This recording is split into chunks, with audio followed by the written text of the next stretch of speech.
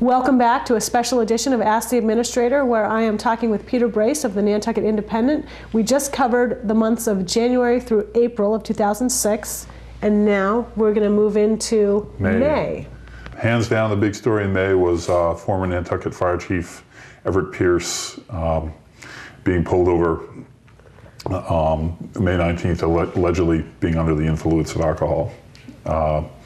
He was placed on, I guess you would call it administrative leave by the town administrator. And you mean me? I mean you. Okay, by Libby. And he was eventually resigned, and Deputy Fire Chief Mark McDougall, who had been acting interim fire chief, was hired to replace him. He was hired later, but that was a tough month, May, dealing with that whole situation, and it kind of went into June as well. So I do remember that with some amount of pain. Well, it's got to be stressful because you guys you've got the 3 or 4, let's say 3 or 4 month buildup to town meeting, all the work you got to do, all the election stuff, and then when May comes, and you know, by the end of April, you're done with town meeting stuff. You're starting to get into the summer. There's things that you're thinking about for the summer, and then to have that, you know, plus it kind of cracks into the core of the citizens' confidence in their officials, that it shows that they're human, but in a sense you gotta believe that they're not. They're going to be there all the time for you, and the fire chief gets. Yeah, it's a tough situation, but we're finally through it now, and Mark's on board and doing a great job. He is a great, very accessible, nice guy.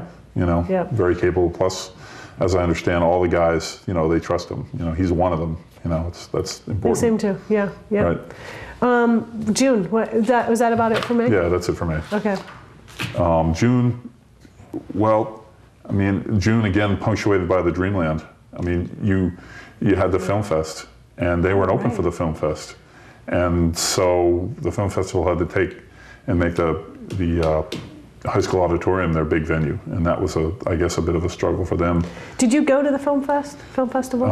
Well, we journalists, contrary to popular demand, are busy 12 months of the year. So it's hard to get time off, But isn't that part of your job to cover something like that? Couldn't you have turned that into just going to movies all day long? I could have, I really could have, but there's my beat. So we have a person who does that. Her name is Marley Gazzetta, and yes, Marley. She's the best arts writer on the island. She is quite good, awesome. Isn't she? She's a nice person. Yeah, she goes after it. I've never actually met Marley, by the way. I've only talked to her on the telephone. Come to the office sometime. Come see us. I suppose I could do that, only if there's chocolate down there. Do you have chocolate? We have a little there? tray of chocolate. Yeah. That might entice me down. I don't. Cadbury eggs, Cadbury eggs. You like the ones with the caramel on the inside? Oh yeah. I can arrange that. All right, we'll move on to the news. July, we had a problem with the summer flounder fishermen. Oh. And the summer flounder fishermen, otherwise known as fluke, they come in and they tie up at the pier, at the end of the town pier, and then they fish for summer fluke all summer long, coming back and spending a night, several nights, at the dock. The buyer boats come from the mainland to buy that fish, as well as local seafood stores come and purchase the fish. But as a bycatch of fluke, they're catching conch. Oh yes. Otherwise known as whelk snails, and they, since the Department of Marine Fisheries in this state doesn't have any regulations on bycatch for these fishermen, they can take as much as they want, which could be between 500 and 2,000 pounds a day. Wow. And there's 5, 6, 7 boats out there. That would make a lot of conch fritters. You ever had conch fritters? And ceviche. It's really quite delicious. Anyway, sorry. It's a staple. I know it's more serious. It's okay. Just to get to the need for conch, it's a staple of the Sichuan province in China. Oh, really? For food. Do they make conch fritters? That I don't know. I think it's more like a Key West thing. I really like them. And so where we ran into problems with that was that for years the price of conch had only been around 25 cents, 40 cents a pound, whatever, but last summer it was up around 150 a pound. And Nantucket only has 2 conch fishermen, and they're only allowed to have 200 what they call conch pots. It's like a lobster trap, but a little bit smaller and more square. And unfair advantage, they were saying that because those guys could, the fluke fishermen could take as much as they wanted to. Yeah, and that's kind of a loophole, isn't it?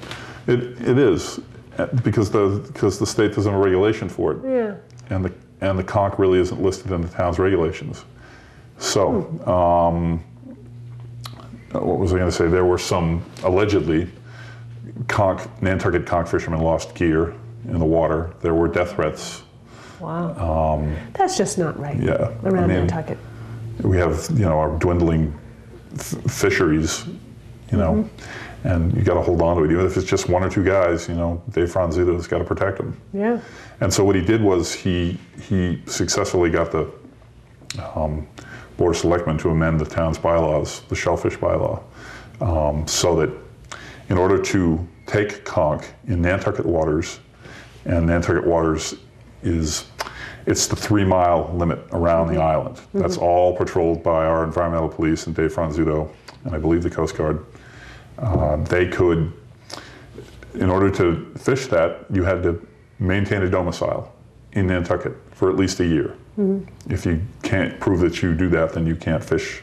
So that takes care of everybody who's fishing from off island. So. Wow. And that was, that shows the type of place that we all live in. That much effort for 2 people. Yeah. Yeah, that's something else. Yeah. Well, it was the anniversary of the sinking of the Andrea Doria, July 26, right. 1956. That's right. Tons of media coverage. Both papers did series, wrote stories. 50-year anniversary. Yeah, we actually have some people on the island, or had some people on the island. That's right. Survivors. Yeah, like Jack Gifford. Yep, Bambi Malesko. Yep, Bambi, yep. And the Sconset Trust announced last summer that they would be moving Sankaty Head Light. Oh, that's right. That's 280 huge. feet. That's big news. Starting sometime in this fall. Yeah. Yeah. That is going to be some move. I want to be out there and watch that. They say they're going to do it in about 3 months, actually. Wow. Wow. Yeah. That's fascinating that they can. Isn't it kind of amazing, an engineering feat that you can move a giant lighthouse like Apparently that? they excavate underneath it, they jack it up, they put it on they stabilize it, and they put it on railroad rails and move it. Yeah. They moved a massive lighthouse on Block Island. And North Carolina somewhere? North Carolina is Cape Hatteras, the big lighthouse that's striped. Yeah. Wow. It's fascinating. Amazing. Okay, is that it for July?